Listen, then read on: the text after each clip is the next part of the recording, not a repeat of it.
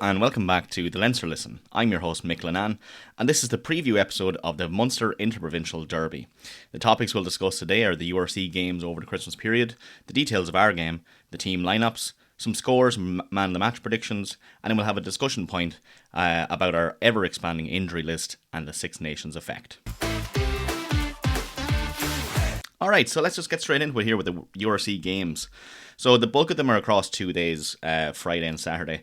There is actually 2 other games I suppose have been postponed, which is the African games, which is the Lions versus the Sharks and the Bulls versus Stormers. They'll actually be played in February and March respectively. But the games across these next 2 days, Friday and Saturday, some great games, some great derbies coming up. So we'll go through them and I'll give my prediction of who I think will actually win each one. So first and foremost, we have Cardiff versus Dragons. Now, any other day I would have said Cardiff, no bother, and considering their placement on the URC table, I probably would say Cardiff, and I'll still say Cardiff, but if you've seen the hammering that Dragons gave Connacht last week, you wouldn't put it past them, but I think it might just be a home advantage thing for them. They're really good fans. So anyway, Cardiff versus Dragons, I'll go with Cardiff there. Then we have Ospreys versus Scarlets. I do think Scarlets will come on top there. Then on Saturday we have Zebre versus Benetton again. I know they just played each other, but they're getting their second stint on that. Benetton probably nipped the bud there. They're a pretty good team, and they gave Zebre a pretty good game last week. Although I was at a game in Zebre in Parma, and they're very good fans, so home advantage there might actually help them. Then we have Edinburgh versus Glasgow. I do think, considering where Glasgow are on the table, they're a very good team at the moment. I'd say Glasgow win that one. Then we have Connacht versus Ulster. That's actually in the Dexcom Stadium. I do think, though, given the performance from Ulster last week against Leinster, I'd say they'll top that game. Connacht last week did not show anything worthwhile. I know they probably showed a bit of grit there at the end, but I think Dragons had eased off, so they get the bonus point for 4 tries, but they were very lacklustre. And then of course the main event, Munster versus Leinster, and you know who I think is going to win that. It's going to be Leinster. It has to be Leinster. So let's get into the details of that game. The kickoff is at 7:45 p.m, Saturday the 27th. Weather is, if it's like today, be nice and dry, maybe a little bit cold. Hopefully it's not like 2 years ago where it was a complete washout. Of course, the game is in Thomond Park in Limerick. The referee there is Peter Martin. He's an Ulster IRFU referee. And where you can watch this is either in Thomond Park or only on Premier Sports. Unfortunately, none of the domestic channels are showing that, which I think is a bit of an outrage, really. I know the Ulster versus Connacht game, that's on TG Cahir, so you could watch that. But yeah, unfortunately, it's only on Premier Sports, so you can get that on that channel. Alright, so the Leinster lineup, let's get into it. So our backs there are 15 for Kieran Frawley, 14's Tommy O'Brien, 13's Raiko Oane, 12 is Robbie Henshaw, 11 is James Lowe, 10 is Harry Byrne. He's after getting the nod ahead of Prendergast there, and actually Prendergast isn't even named on the bench, and I didn't see any injury updates for him, so maybe he has the Christmas off, or maybe the errors he had unfortunately in the first half last week against Ulster have really shown true there. But yeah, anyway, 10 is Harry Byrne there. And in 9, great to have him back, Jamison Gibson-Park. He's coming back onto the team for this, and a great game to come back for. Moving into the forwards then, number 1, Andrew Porter is back as well. He's in for prop there. Then we have Ronan Kelleher, number 2. Number 3 is Thomas Clarkson. 4 is Big Joe McCarthy. 5 is James Ryan. Obviously didn't get cited for his yellow card there, which is good to hear. 6 is Max Deegan. 7, Josh van der Fleer, and our captain, number 8, Caelan Doris. Our replacements then, and we'll need them, is 16, John McKee, 17, Big Joe's little bro, Paddy McCarthy, 18 is Tyke Furlong, 19 is Diarmuid Mangan, 20 being Scott Penny, 21, Fintan Gunn, 22, Charlie Tector, and 23, Andrew Osborne. Delighted to see him on the bench there as well. Straight over to the Munster lineup then.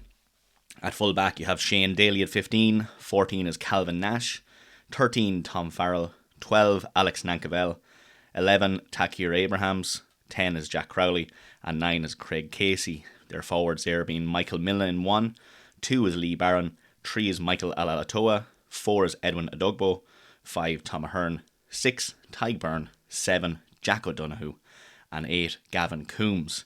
Their replacements are 16 Diarmuid Barron, 17 Jeremy Lockman, 18 John Ryan, 19 Jean Klein, 20 Fineen Wycherley, 21 Paddy Patterson, 22 Dan Kelly, and 23 John Hodnett. So who is to watch out of that lineup? Well, obviously for Leinster, it's great to see Gibson Park return there. It's fantastic to have him on the pitch. I think he's a playmaker. You saw him there against the Dragons and Leicester. Really impact player. We definitely needed him. Harry Byrne then, number 10, proved his point, I suppose, when he came on the second half. I know he had some errors in the kicks as well, but he was crucial for us there. And I actually think, as I said before, Sam Prendergast actually played quite well when Harry came on, so maybe he took the pressure off him a little bit and he was able to find his own. Obviously then Scott Penny coming off the bench in the second half, that'll be massive. He's a great player and he'd be a very good impact bench player to bring on. And of course Andrew Osborne, that injection of pace in the second half will be fantastic as well. Hopefully neither of those have to come on too early for any HIAs or injuries. I suppose we do have to talk about Munster and who to watch for them. Adogbo, he's a savage player. He is unreal. He's a machine. He's an unstoppable force really. We have Craig Casey and Takir Abrahams.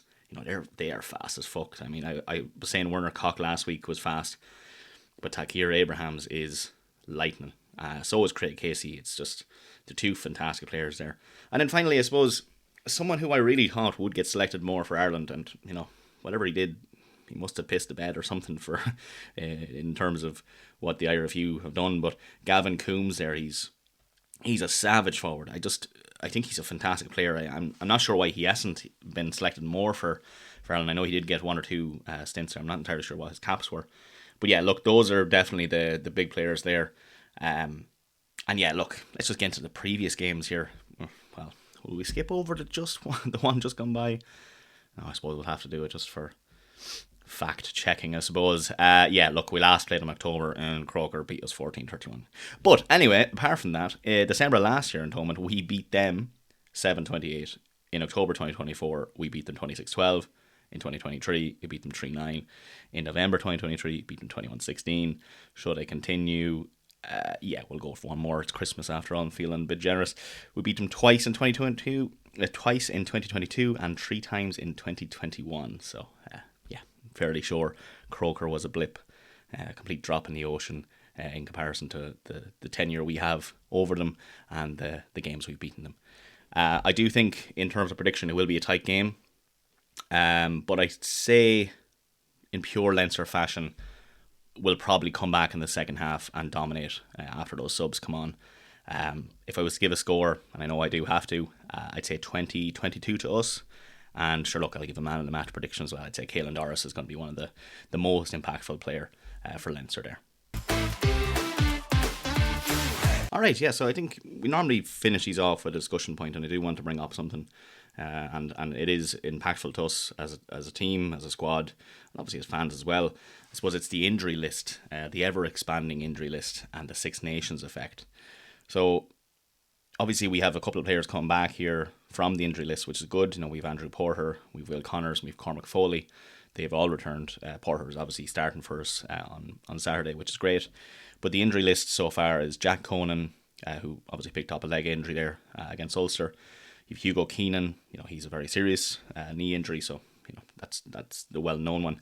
But we also have James Culhan, Jamie Osborne, Ryan Baird, Jordan Larmour, Gary Ringrose, and now RG Snyman as well.